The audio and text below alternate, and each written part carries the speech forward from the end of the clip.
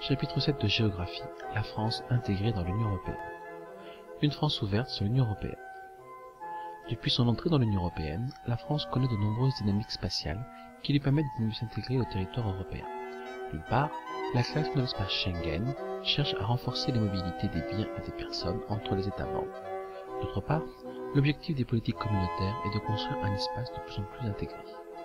La France doit donc repenser l'organisation de son territoire largement centralisé. Elle a d'abord ouvert ses frontières, elle a également réorganisé son réseau de transport. Le réseau est en étoile, construit depuis plusieurs siècles autour de Paris, et aujourd'hui mieux connecté au réseau européen.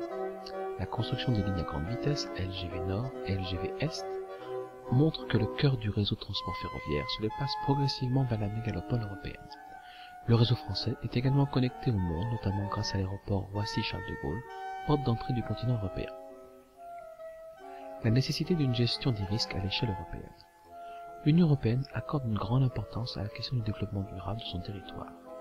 Elle s'est ainsi engagée à renforcer sa politique de prévention des risques naturels et technologiques.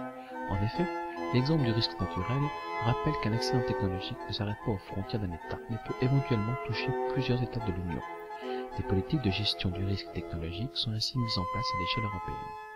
La directive Seveso impose par exemple aux États membres d'identifier les sites industriels présentant des risques d'accidents majeurs. De même, les pays européens sont confrontés à des catastrophes naturelles communes comme les risques d'incendie en Méditerranée.